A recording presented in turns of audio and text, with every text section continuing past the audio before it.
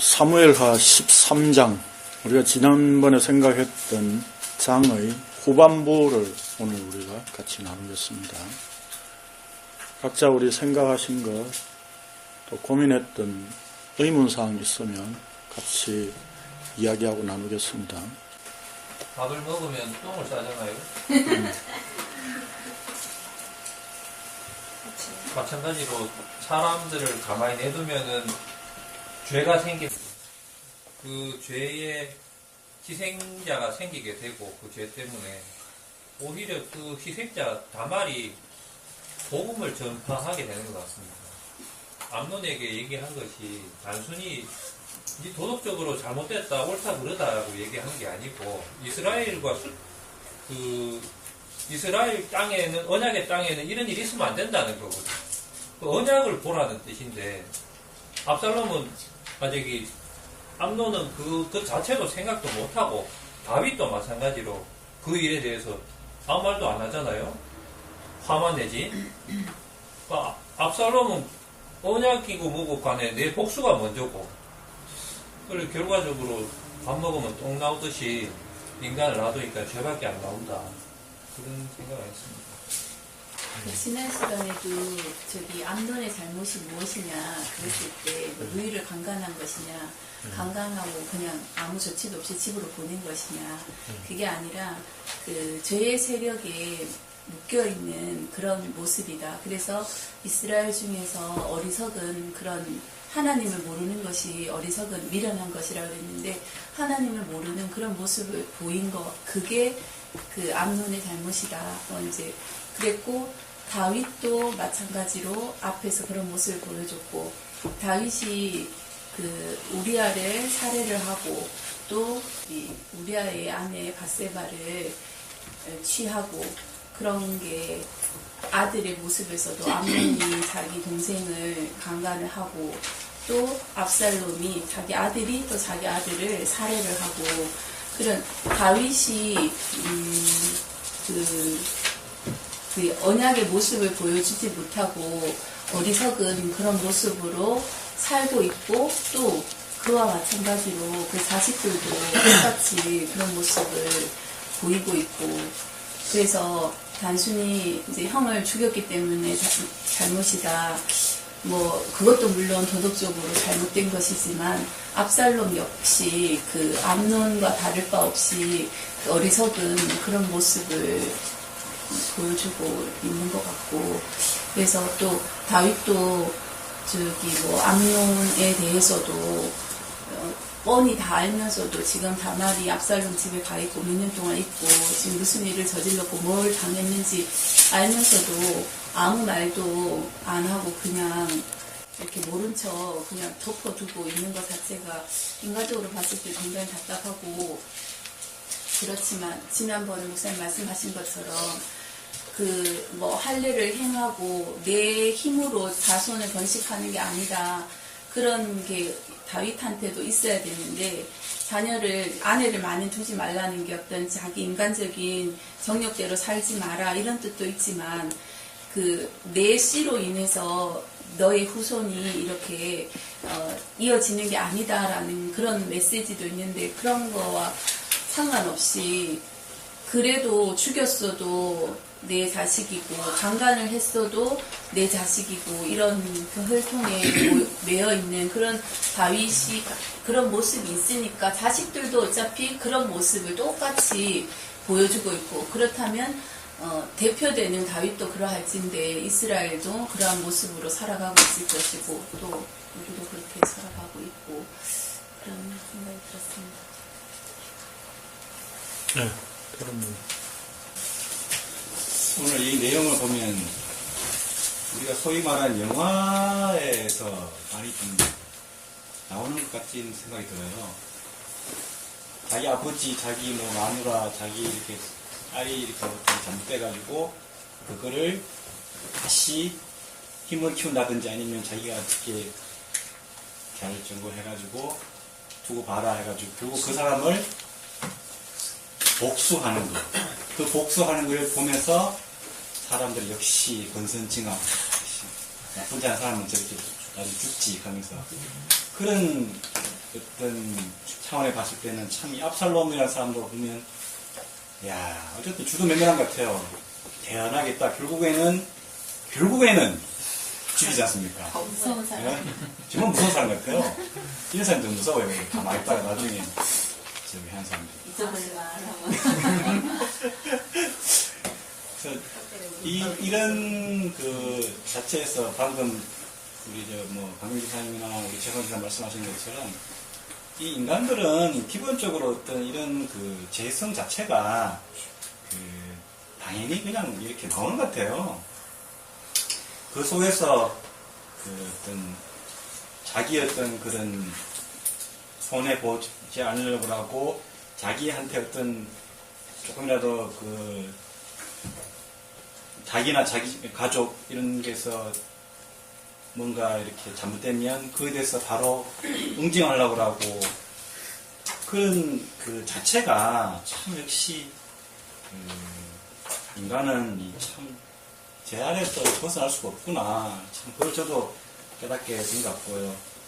그 다윗 자체도 뭐 그런 제 아들이 이 아들 제 아들 어쨌든 제 아들이 뭐 조금 잘못한 거에 대해서는 그렇게 뭐 심각하게 생각하는 것도 아닌 것 같고 근데 죽었으니까 또 슬프고 또 조금 있으니까 그 죽인 아들이 또 보고 싶고 참 그 다윗은 역시 한편 생각하면 세계 말이 하고 하나님 앞에 택한 백성으로서 언약의 백성 살아가지만 또 앞에 보면 다윗이나 내나 뭐 그것처럼 내가 좀 너무 하는지 모르겠지만 저의 그런 모습들이 많이 이렇게 반성이 되는 것 같아요. 그 자체가 나도 그렇게 하나님 앞에 항상 돌이고 돌림으로 이렇게 어떤 살아가야 되는 것이 맞겠다라는 생각이 참 들었습니다.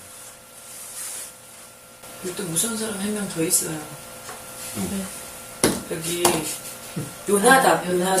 예, 요나답이 13절에 보면 3절에 시므아의 아들 요나답이라는 친구가 있었습니다.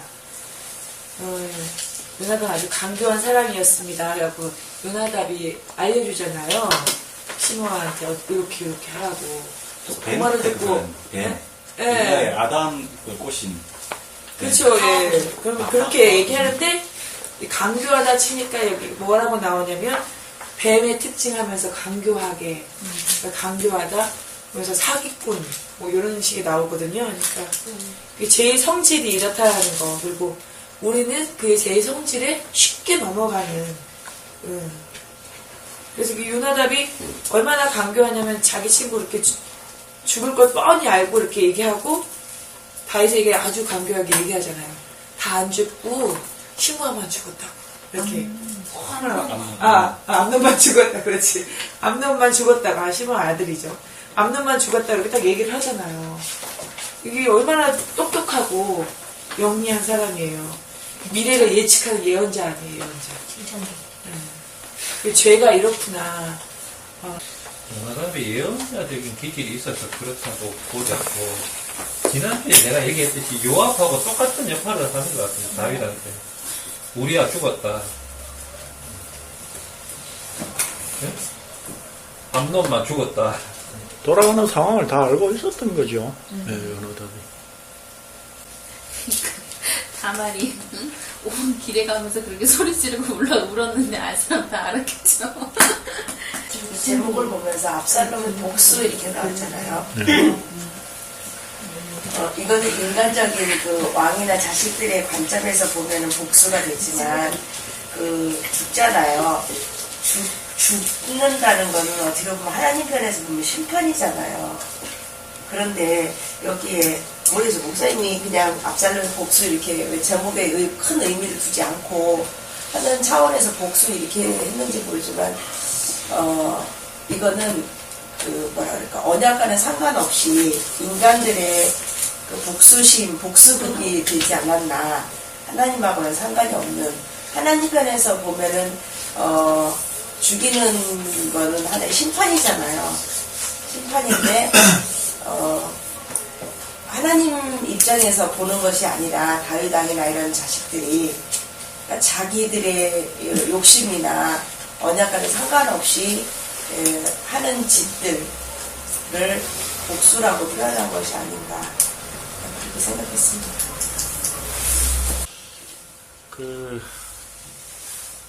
저는 개그의 한 코너가 생각이 나더라고요.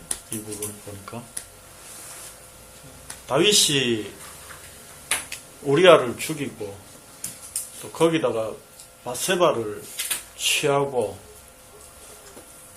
그러니까 멋이 없지. 그렇잖아요. 죄의 패션의 완성이 자식들까지 해줘야 패션의 완성이라는 거죠. 그게 오늘 본문을 통해서 보여주고 있는 거라는 거죠. 그렇죠? 그런데도 다윗은 계속 그 패션에만 관심 가지고 있죠. 자식들에게만 관심 가지고 있다 이 말입니다. 그렇죠? 우리가 지금 요나답의 죄, 암논의 죄, 압살롬의 죄, 다윗의 죄 이런 이야기들을 하는데 실제 그런 모습들이 전부 다 우리 안에 있는 것들이죠. 예. 압살롬이 참 무서운 사람이라 그랬는데 더 무서운 거는 그렇게 안 하고 있는 나도 더 무서운 거예요, 사실은. 그렇잖아요. 표현하지 않는 거. 그런 상황이 벌어지지 않았을 뿐이고 어떻게 보면 용기가 없어서 그런 일을 과감하게 못할 뿐이죠. 그렇죠. 내 차 받고 간 차를 알고 있는데 어떻게 할 수가 없잖아요. 그 밤에 가가지고 못이라도 들고 그 차를 긁어버리는 게 우리의 심정이다 이 말입니다. 근데 그걸 또 요즘 못하잖아요. 왜? 블랙박스 때문에. 그것도 못하는 존재가 우리예요. 그게 우리의 죄라는 겁니다. 무슨 얘기냐면 그만큼 우리의 죄는 우리 자신을 지키려고 하는 거예요. 이게 무서운 거예요. 이게 왜 무서운 겁니까? 왜 무섭습니까? 다른 사람한테 교묘하니까? 다른 사람한테 피해를 주니까? 아니요. 더 무섭다라고 제가 표현을 한 것은 하나님의 언약과는 철저히 맞서 있기 때문이다라고 하는 거죠. 그게 성경에서 성경이 우리에게 말씀하고자 하는 내용이에요. 그것이 뭐냐라고 하는 거죠. 그것이 핏줄이고 혈통이라는 거죠. 이 굴레를 우리가 끊어버릴 수 있는 자가 있습니까? 없습니다. 지금 다 핏줄에 연관되어 있잖아요. 그렇죠? 압살롬이 자기 누이 다말의 복수를 하는 것은 핏줄과 연관되어 있는 거죠. 그렇죠? 다윗이 자식들에 대한 그런 어떤 일들에 대해서도 적절한 조치를 취하지 않는 것은 뭐예요? 혈통 때문이죠. 핏줄. 특히 암논은 장남이잖아요. 그렇죠? 맞이잖아요. 맞으면 적어도 왕권을 이어갈 자지요. 세상적 왕을 세우는 기준에 의하면. 거기에 다윗이 지금 사로잡혀 있는 거죠. 이게 죄의 무서움이라는 거예요. 그것이 단순하게 하나님 앞에 약간 죄송하고 미안한 정도가 아니라 하나님의 언약에 철저히 대적하고 있고 맞서 있는 상태라는 거죠. 이걸 오늘 본문에서 보여주고 있는 겁니다. 결론부터 말씀드리면 그렇고. 자, 우리가 지난주에 그래서 말씀드렸던 것처럼 다윗의 집안에 칼이 떠나지 않는다. 그래서 그것이 다윗의 우리아를 죽이고 바세바를 취한 그 다윗의 범죄 때문입니까? 어떤 한 죄라고 하는 문제를 지적해서 말씀하는 게 아니라 칼이 떠나지 않는 상태는 어떤 집안이든지 죄 가운데 있는 인간의 상태를 말하는 거죠. 그렇죠? 그렇기 때문에 제가 지난주에 말씀드렸던 것처럼 어떤 인간의 행위로 말미암은 결과로 우리가 보면 안 된다라고 하는 거죠. 그렇죠? 내 행위에 의한 결과로 보면 안 된다는 거죠. 그렇죠? 그것이 바로 불교적 사고방식이라는 거죠. 그러면 복수라고 하는 문제도 우리가 한번 좀 생각을 해보자 이 말이죠. 그래서 교환을 읽으면서 설명을 좀 드리겠습니다. 다말은 암논에게 강간을 당한 이후 외롭고 슬퍼서 소리 높여 울었습니다. 그러자 오라비 압살롬은 다말을 자기 집에 살게 하였습니다. 그리고는 압살롬은 암논이 미웠지만 이 사건에 대하여 아무 말도 하지 않았습니다. 자, 다윗은 이 소식을 듣고 크게 화를 내는 정도였고 별다른 조치를 취하지 않은 것으로 보입니다. 그러나 압살롬은 다말을 강간한 암논에 대하여 조용히 복수를 계획합니다. 우리가 이런 것을 가지고 뒤끝 있다 그러죠. 뒤끝은 다 있습니다. 그렇죠? 그리고 2년이 지난 후 압살롬은 참 2년 동안 참았습니다. 에브라임 부근의 바알 핫솔에서 양털을 깎으며 잔치를 벌여 아버지 다윗과 모든 왕자들을 초청하기를 원했습니다. 다윗이 정중히 거절하자 압살롬은 암논을 찍어서 암논을 비롯한 모든 왕자들을 보내줄 것을 간곡히 부탁합니다. 이때 아마 요나답은 알았을지도 모르겠죠. 예. 마침내 암논을 비롯한 모든 왕자들이 압살롬이 벌인 잔치에 참여하였습니다. 압살롬 종들에게 시켜 암논이 술을 마시고 취해서 즐거워할 때 적절한 기회를 봐서 그를 죽이라고 명령했습니다. 그래서 우리가 함부로 술을 마시고 취하지 말자. 그런 교훈을 이야기하면 되겠습니까? 술 먹고 취했기 때문에 암논이 죽었다는 거죠. 그렇죠? 그러니까 성경을 우리가 사건을 액면 그대로 이렇게 다 꺼내서 적용을 하자면 얼마든지 이상하게 적용할 수 있습니다. 그렇죠? 근데 성경이 그런 이야기를 하는 게 아니죠. 압살롬의 명령에 따라 암논이 비참하게 살해되자 다른 왕자들은 놀라서 모두 도망을 쳤습니다. 그리고 그 소식이 다윗에게 전해지자 다윗은 이 일로 인하여 슬픔에 빠지게 되었습니다. 소문은 어떻게 났습니까? 압살롬이 모든 왕자들을 다 죽였다는 것입니다. 그러자 요나답이 나서서 압살롬이 죽인 자는 암논뿐이라고 다윗을 달랩니다. 이게 확인된 겁니까? 요나답은 확인된 사실은 아니었잖아요. 그렇죠? 예.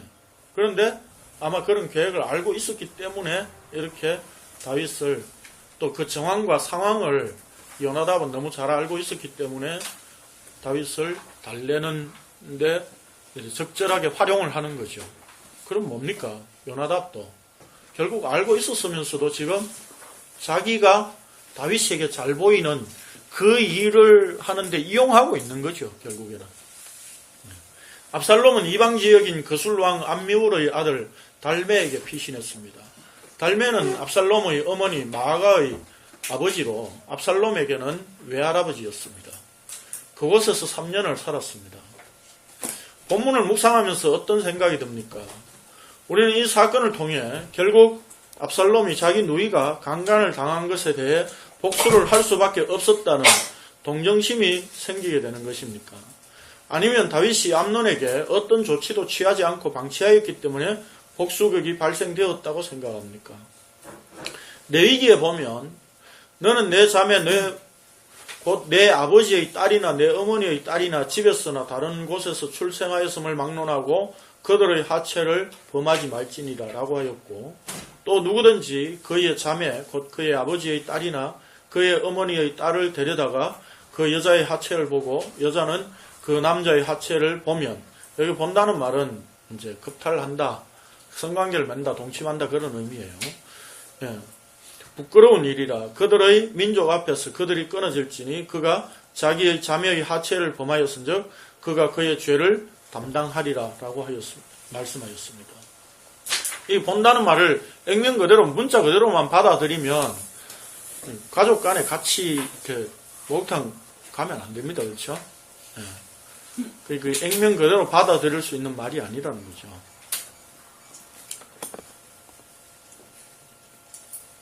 우리는 지금 가족 간에 다 공중목욕탕 가서 다 봤기 때문에 다 죽어야 됩니다.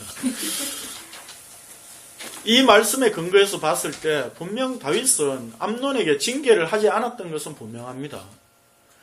그러나 우리가 다윗이 암논의 일을 방치하고 있었기 때문에 압살롬이 암논을 죽이는 상황이 발생했다고 간단하게 생각할 문제는 아니라고 봅니다. 왜냐하면 죄가 무엇인가를 안다면 우리가 그렇게 단순하게 결론 내릴 문제는 아니기 때문입니다. 다시 말해서 사람이 죄의 권세 아래 붙잡혀 있는 상태로 어디까지 끌려갈 수 있는지를 보여주는 사건으로 보아야 합니다. 다윗이 암논을 징계한다고 해서 죽여서 복수의 대상이 없어지지 않는 이상 압살롬에게 복수의 마음이 사라질 수는 없었을 것이기 때문입니다. 무슨 얘기인가 이해되시죠? 예. 그러니까 다윗이 암논의 죄에 대해 행동에 대해서 징계하지 않고 놔뒀기 때문에 덮고 있었기 때문에 압살롬이 또 암논을 죽이게 된 원인이 됐다. 이렇게 말하면 안 된다 이 말입니다. 그렇게 봐서는 안 된다 이 말입니다. 왜요? 죄라고 하는 문제가 지금 계속해서 이렇게 끌려가고 있는 상태가 인간이 어쩔 수 없는, 다시 말해서 죄가 사람을 덮치고 있는 이상 거기서 벗어날 수 있는 상태가 결코 될 수 없다는 거예요. 인간은 그래서 그 죄에서 벗어날 수 있는 방법이 스스로에게는 결코 없다는 겁니다. 그걸 보여주려고 성경은 지금 이렇게 기록을 하고 있는 거예요. 그러니까 다윗이 방치해서 그렇다. 결국 압살롬이 죄를 지어넣었던 원인이 다윗이 방치한 것에 있다. 그렇게 말하면 안 된다 이 말입니다. 만약에 다윗이 암논을 징계했더라도 어떤 방법으로도 압살롬은 복수를 할 수 있었을 거예요. 그렇잖아요. 네. 그렇기 때문에 그런 문제로 우리가 생각을 해서는 안 된다 이 말입니다. 이런 점에서 우리가 생각해야 하는 것은 복수를 하고자 하는 마음이 어떤 것인가를 생각해 볼 필요성이 있습니다. 복수심이란 피해를 입은 것에 대한 만큼 가해자에게 돌려주려는 마음입니다. 그것이 자신뿐만 아니라 가족 또한 자신과 관계된 자들이 입은 피해도 포함됩니다. 자신과 관계를 맺고 있는 자는 또 다른 자기 자신이기 때문입니다. 인간에게는 누구나 이런 어떤 복수심이 다 있죠. 그렇죠? 그거를 해소하는 방법이 뭡니까? 복수극 영화를 보는 거죠. 그 영화를 보면서 우리는 카타르시스를 느끼는 거죠. 그렇죠? 내가 하지 못하는 거. 그래서 아버지를 죽인 원수를 찾았어. 이렇게 떠나는 칼을 갈아가지고 쫙 차고 이제 드디어 이제 준비가 다 됐다 싶어서 이렇게 떠나는 그런 상태.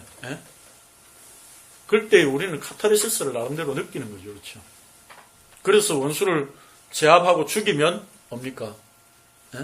내가 오늘 나한테 잔소리한 상사에 대해서 마치 복수하는 듯한 그런 기분을 느끼고 말이죠. 내 돈 안 갖고 있는 그 왼수한테 뭔가 이렇게 복수를 하는 듯한 느낌을 우리는 가지는 거죠. 그렇죠? 그래서 이런 어떤 마음이 인간은 누구에게나 다 있습니다. 자기 중심으로 생각하기 때문에. 그래서 자신이 입은 피해를 참지 못하기 때문에 복수를 합니다. 가해를 하는 원인이 있고 그것으로 인해 피해를 입은 결과가 자기 자신에게 있기 때문에 그 결과를 내가 되돌려 주어서 해결하겠다는 의도가 바로 복수심입니다. 가해자가 원인을 제공했기 때문에 내가 복수하는 것은 당연하다는 논리입니다.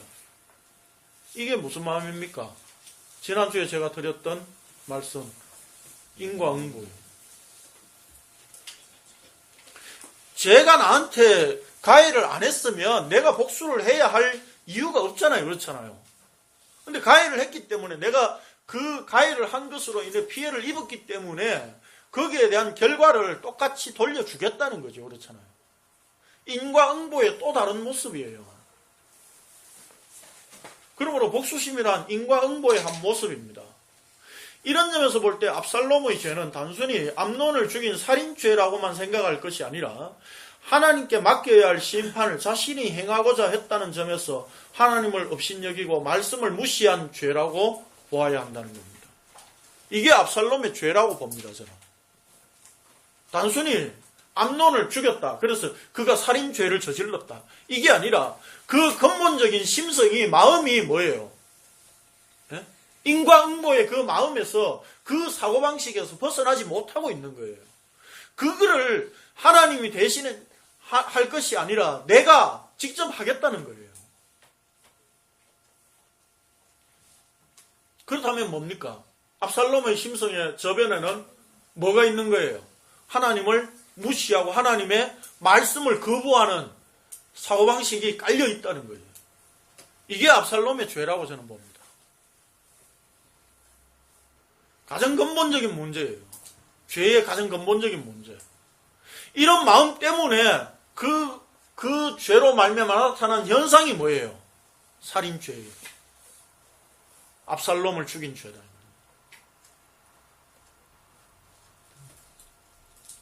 우리가 여러분 교회에서 설교할 때에 여러분 이런 거 하지 마십시오. 예? 저런 거 하지 마십시오. 라고 한다면 그것만 안 하면 우리는 죄 안 지은 겁니까? 죄에서 자유로운 거예요. 괜찮은 인간입니까? 선하고 착한 인간입니까? 그렇지 않거든요. 근본적으로 우리가 하나님을 하나님다운 하나님으로 인정하지 않는 것 자체가 죄라고 하는 거예요. 뭔 행동을 했다 안 했다 그게 중요한, 그보다 더 중요한 것은 우리의 마음속 그 깊숙한 곳에 늘 꿈틀거리고 있는, 용터림하고 있는 그 하나님에 대한 거부감, 예수 그리스도에 대한 거부감, 이런 게 본래 근본적인 죄라는 거예요. 성경이 이야기하는 것은. 이 죄는 이야기하지 않으면서 우리가 행동에 의한 죄만 이야기를 한다면 행동으로 드러나지 않으면 우리는 죄인이 아니라고 생각하는 거예요. 내가 뇌물 받을 때 하나님 잠시 눈 감아 주시기를 원하는 그런 마음이 있다는 것 자체가 뭡니까? 하나님을 거부하고 싶은 마음이다 이 말입니다.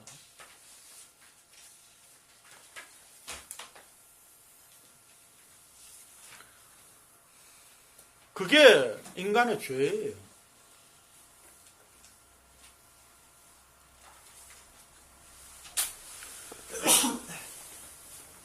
그래서 압살롬의 죄는 하나님을 업신여기고 말씀을 무시한 죄라고 보아야 합니다. 이게 다윗이 바로 우리아를 죽이고 바세바를 빼앗은 그 사고방식, 그 죄성이었잖아요. 그렇죠. 그게 지금 어떻게 해요? 압살롬에게서, 암논에게서 그대로 다 드러나고 있는 거잖아요. 그렇죠. 이건 뭡니까? 다윗이 고백했던 그 시편 51편의 말씀의 내용, 그게 죄를 짓고 나단이 죄를 지적했을 때 바로 나온 신지 아니면 이런 것들을 한참 겪고 난 후에 고백된 내용인지 정확하게 우리는 알 수 없지만 다윗이 이런 걸 통해서 지금 보고 있는 거예요. 아, 내가 모태에 죄 중에서 출생하였고 또 역시 나도 죄 중에서 우리 자식들을 낳아서 이 자식들 역시 죄 가운데서 이렇게 살고 있구나 라고 하는 것을 지금 보고 있는 거다 이 말입니다. 하나님의 말씀을 무시한 그 죄가 자식들 속에 그대로 드러나고 있는 거예요. 또한 교환은 술수로 이 일을 배후에서 조언하고 또 사건의 전말이 어떻게 되었는지 알고 있는 요나답도 다윗을 위로하면서 자신은 이 일에서 교묘하게 빠져나가는 행위가 단순히 강간을 부추긴 죄나 살인 방조죄 혹은 왕을 속이는 사기죄가 아니라 함께 어울려 여호와 하나님을 무시하고 멸시한 것이 그의 죄입니다. 온통 이스라엘 전체가 지금 뭐예요? 대표되는 사람들이 지금 하나님을 무시하고 하나님이 없는 것처럼 사는 그런 삶의 모습을 나타내고 있다 이 말입니다. 다윗 역시 암논의 행동에 대하여 전혀 책망하지도 않았고 암논의 범죄를 살인으로 갚은 압살롬에 대해서도 아무런 조치를 취하지 않았습니다. 뿐만 아니라 압살롬이 도망하여 3년이 지나니 그 마음이 압살롬에게로 향하였다고 성경은 기록을 하고 있잖아요. 이 일로 보았을 때 다윗은 장자인 암논이 왕의 자리를 이어가야 할 아들이었고 또한 압살롬도 자신의 아들이라는 이유로 혈통에 끌려 하나님의 말씀을 무시하며 살고 있었던 것입니다. 결국 다윗은 하나님께서 자신을 언약의 왕으로 세우신 뜻을 깨닫지 못하고 인간의 핏줄에 사로잡혀 하나님의 언약을 무시하며 살고 있었던 것입니다. 성경은 이러한 죄를 공개하여 인간을 사로잡고 있는 죄가 하나님의 언약이 성취되는 쪽으로 끌고 가는 것이 아니라 하나님의 언약과는 전혀 관계없이 오히려 언약을 맞서는 쪽으로 끌고 가고 있다는 것을 보여줍니다. 그래서 죄란 뭐라고요? 결국 하나님의 언약에 맞서서 우리를 끌고 가고 있는 것이 죄라는 거예요. 이런 점에서 인간이 사로잡혀 있는 죄라는 세력은 철저히 하나님의 언약과는 반대되는 상태입니다. 놀라운 권세입니다. 하나님의 언약을 거부하는 놀라운 권세가 죄예요. 그래서 죄를 가볍게 생각해서는 안 됩니다. 너무 무겁게 생각할 필요도 없지만 가볍게 생각해서는 안 돼요. 너무 무겁게 생각한다면 어떤 결과가 생깁니까? 십자가가 가볍게 보일 수밖에 또 없겠죠. 죄가 가벼운 것이 아니라 무거운 것이지만 그 모든 문제를 해결하는 것은 십자가로 가능했답니다. 실로 다윗의 집안은 자기 욕심에 이끌려 자기 권력을 유지하기 위해 사분오열된 상태의 집안이었습니다. 이러한 집안에서 다윗은 언약의 말씀에는 관심이 없었고 오직 자기 핏줄에 이끌려 그 혈통을 유지하는 일에만 정신이 팔려 있었습니다. 그러니까 말씀으로 다윗이 징계하기를 원치 않았던 거죠. 이것이 바로 여호와 하나님을 멸시하고 언약을 무시한 죄입니다. 죄인의 핏줄을 옹호하고 그 혈통이 대대로 유지되기를 원하는 사고방식은 하나님의 언약에 철저히 맞서는 사고방식입니다. 하나님의 언약에는 아브라함에게 주신 것처럼 할례의 원리가 내재되어 있습니다. 할례는 생식기의 표피를 잘라내므로 인간의 생산 활동에 의해 후손이 유지된다는 것을 하나님께서 거부하시고 오직 하나님의 언약에 의해 후손이 주어진다는 의미가 포함되어 있습니다. 그러니까 뭡니까? 아브라함에게 할례를 말씀하신 것은 어떤 의미가 있다? 인간의 생식기를 잘라버린다는 의미가 있었던 거죠. 그렇죠. 그래서 너의 그 사라와의 관계를 통해서 낳는 것이 아니라 내가 약속에 의해서 준다라고 하는 것이 할례 언약이다 이 말입니다. 그러므로 하나님의 언약은 또다시 죄인이 죄인을 낳는 방식으로 이어지는 것이 아니라 죄인이 아닌 언약에 의해 하늘에서 보내신 메시아를 통해 죄를 해결하고 구원을 이루신다는 것입니다. 할례 언약을 왜 주셨습니까? 인간의 생산 활동에 의해서 후손이 씨가 주어지는 것이 아니다 라고 하는 것이었죠. 그렇다면 메시아는 어떻게 오십니까? 인간의 죄를 계속 타고 온 그 핏줄에 의한 메시아가 아니라 인간의 혈통을 빌리기는 하지만 죄인으로 오시는 것이 아니라 하늘에서 오신 분이에요. 성령으로 잉태되신 분이어야 된다라고 하는 거죠. 그래야만 죄 문제를 해결하실 수 있는 분이다라고 하는 것이 언약 안에서 보여주고 있는 내용이에요. 그런데 인간은 어떻습니까? 계속해서 혈통을 고수하고 핏줄을 우리는 옹호하고 그것이 마치 하나님 앞에 인정이라도 되는 것처럼 우리는 생각하죠. 그래서 오늘날 교회들이 뭐합니까? 아버지 학교, 가정관계 회복 운동 이런 거 하고 있잖아요. 왜 합니까? 예? 왜 하는 거죠? 가정이 화목하고 행복해야 사회 문제를 안 일으킨다고 보는 거죠. 문제를 일으키는 애들이 대부분 다 뭡니까? 전부 뭐 결손 가정, 이혼한 가정 뭐 이렇다는 거죠. 그래서 가정이 깨지지 않도록 만들어줘야 된다는 거죠. 그렇게 하면 죄가 발생 안 됩니까? 한국 교회 죄를 모르기 때문에 이렇게 하고 있는 거예요. 가정관계 회복. 예? 아버지가 회사에 퇴근해가지고 술 안 먹고 일찍 와가지고 자식들하고 놀아주고, 이게 아버지로서의 제대로 된 역할이라는 거죠. 사실 그렇습니까? 아버지의 제대로 된 역할은 뭡니까? 하나님의 심성, 하나님의 사랑을 보여주는 게 아버지의 제대로 된 역할이에요. 엄마의 제대로 된 역할이 뭡니까? 교회의 모습을 보여주는 것이, 그게 바로 어머니의 역할이에요.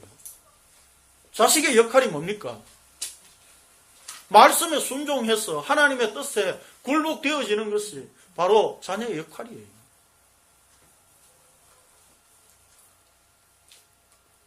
근데 우리는 지금 오늘 교회들은 가정이 깨지지 않아야 화목하고, 그래서 예수를 잘 믿는다, 그래서 사회 문제도 안 일으킨다, 이런 차원으로 자꾸 현상적인 시각으로만 보고 있는 거예요. 그러나 성경은 그게 아니에요. 인간의 핏줄을 옹호하고 그 핏줄에 매여서 사는 그게 철저하게 하나님의 언약을 거부하는 모습이다, 지금 이렇게 선언하고 있는 거예요.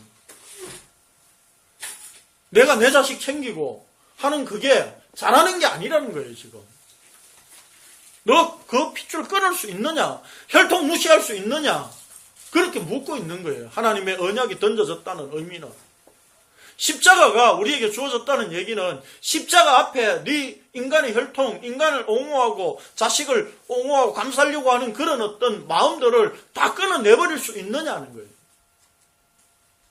이제는 무슨 관계다? 예수 그리스도의 피에 의한 관계다. 이걸 네가 믿느냐? 그걸 지금 묻고 있는 거예요. 십자가는 우리에게 던져진 의미가, 그 의미가 있다는 것을 우리 생각해야 됩니다. 하나님의 언약 속에 그것이 들어있는 거예요. 왜요? 핏줄은 또 다른 자기 자신이라고 생각합니다. 그래서 내가 못한 거 이루어내야 되고, 또 다른 나를 통해서. 그래서 끝없이 이것이 유지돼야 우리의 가문이 훌륭하게 된다는 거죠. 그 가문에 그래서 정점에 서 있고 싶은 사람이 나잖아요. 후손이 잘 돼가지고 우리의 조상이 이런 사람이다, 묘자리 쓰는 거, 이런 것들이 다 이래서 하는 거잖아요.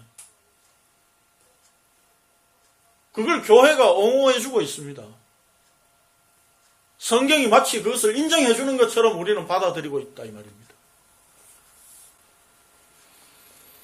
다윗이 핏줄에 이끌려 아들들을 감싸고 있는 모습을 통해 다말은 억울하게 피해를 입었습니다. 실로 다말이 암논에게 했던 이스라엘에서 마땅히 행하지 못할 어리석은 일을 행한다는 말은 언약의 왕으로 세움을 입은 다윗이 할 말이 아닙니까? 그러나 다윗은 이스라엘에 세워진 언약의 왕으로서 하나님의 말씀이 제대로 시행되는 일에, 하나님의 언약이 이루어지는 일에 관심이 있었던 것이 아니라 자기 욕심에 이끌려 아내를 얻고 그 결과로 얻어진 아들들에게 마음이 빼앗기고 있었습니다. 암논은 그저 인간의 아름다움에 매료되어 자기 욕정을 채우는 삶으로 살았습니다. 압살롬은 자기 누이가 당한 일 때문에 암논을 죽이는 복수극을 벌입니다. 인간의 이러한 욕심 때문에 피해를 입고 억울함을 당하는 자는 생기기 마련입니다. 그것이 하나님께서 언약 안에서 보여주고자 하신 것입니다. 따라서 죄인들이 자기 삶에 대한 욕심으로 인해 죄 없는 분이 억울하게 피해를 입는 모습으로 이 땅에 오신다면 그분이 바로 언약을 위해 오신 분입니다. 실로 죄인들에 의해 억울하게 십자가에서 고난과 죽임을 당하신 분이 바로 예수 그리스도이십니다. 그분은 하나님의 언약을 온전히 성취하시기 위하여 죄인들에 의해 죽임을 당하셨습니다. 아니, 하나님께서 죄인들에게 독생자 예수 그리스도를 십자가에 내어주셨던 것입니다. 그것이 바로 언약을 성취하는 일이고 하늘의 의를 이루시는 일이기 때문입니다. 읽어봅시다. 시작. 여호와께서 그에게 성함을 받게 하시기를 원하사 질고를 당하게 하셨은즉 그의 영혼을 손제물로 드리기에 이르면 그가 시를 보게 되면 그의 날을 길 것이요 그의 손으로 여호와께서 기뻐하시는 뜻을 성취하리로다. 그가 자기 영혼의 순수한 것을 보고 만족하게 여길 것이라. 나의 의로운 종이 자기 지식으로 많은 사람을 의롭게 하며 또 그들의 죄악을 친히 감당하리로다. 하나님이 원하시고 원하신 게 뭡니까? 예? 그의 아들이 질고를 당하고 십자가에 죽는 것이었습니다. 왜요? 그것만이 죄를 친히 담당할 수 있는 길이기 때문입니다. 그래서 친히 제물이 되신 거죠. 예수 그리스도 그분이. 다윗과 암논과 압살롬과 같이 세상을 살고자 하는 것이 바로 죄인들의 모습이고 그것이 바로 우리들의 모습입니다. 우리는 이 지금 각각의 다윗과 암논과 압살롬, 요나답 이들의 죄성을 지금 성경에 기록해서 나타내고 있는데 그 모든 것들이 우리 안에 들어있는 우리는 종합 선물 세트죠. 그렇지 않습니까? 그런 것들이 다 종합적으로 우리 안에 지금 들어있는 거예요. 각각의 한 성향을 이렇게 나타내 보여주고 있지만 그것이 우리 안에 내재되어 있다는 겁니다. 자기 핏줄을 고수하며 세상에서 당하는 억울함을 견디지 못하고 복수심으로 살면서 피해자는 전혀 생각하지 않고 가해자로 사는 우리의 죄, 그 문제 때문에 예수님이 십자가에 죽으셨습니다. 그래서 인간들의, 죄인들에 의해 피해를 입고 죽임 당하는 모습으로 오시는 거예요. 그게 언약이라는 겁니다. 그 대속의 죽음 덕분에 우리가 예수 그리스도 안에서 영생을 누리게 되었습니다. 그렇다면 영생을 누리는 자다운 모습이 우리에게 있습니까? 이게 무슨 뜻입니까? 그분이 피해를 입고 죽으심은 우리가 그분 안에 있다는 것은 이제 그 피해를 입은 자의 심정을 우리 속에 담고 살아가야 된다 이 말이에요. 우리가 영생을 누린다는 것은 세상에 사는 날 동안은 피해를 입은 자의 심정을 우리 속에 담고 살아가야 되는 거예요. 그 피해를 입은 자의 심정이 예수 그리스도의 마음이기 때문입니다. 죄인들에 의해서 고난을 당하고 죽임 당하신 예수님의 마음이기 때문입니다. 세상은 가해를 하고 사람들에게 굴림하고 남 위에 올라서야 기분 좋은 그런 행복한 날이에요. 그러나 성도는 세상에서 피해를 입고 예수 그리스도의 마음을 알면 그게 행복한 날이고 행복한 마음입니다. 그게 성경에서 우리에게 말씀해 주는 언약이고 십자가의 의미예요. 우리가 예수 그리스도를 믿는다는 것은 바로 이런 삶을 사는 겁니다. 세상에서 원하는 방식대로 세상의 원리대로 사는 것이 그냥 그저 즐겁고 마냥 그것이 우리에게 주신 복이라고 간단하게 생각하지 마십시오. 그것이 복이 아닙니다. 예수 그리스도의 십자가의 길을 간다는 것에는 바로 그런 의미가 있습니다. 억울해도 복수심의 마음을 예수 그리스도를 바라보면서 우리는 제거할 수밖에 없는 것이 그 복수심의 마음을 죽일 수밖에 없는 것이 바로 예수 그리스도의 십자가의 길을 가는 우리의 삶이라는 거예요.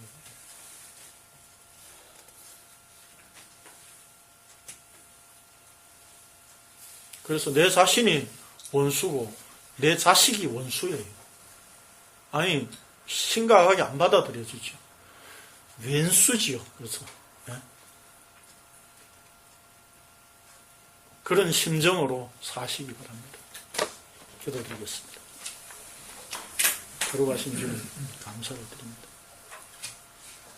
오늘도 우리가 주의 말씀이 펼쳐지니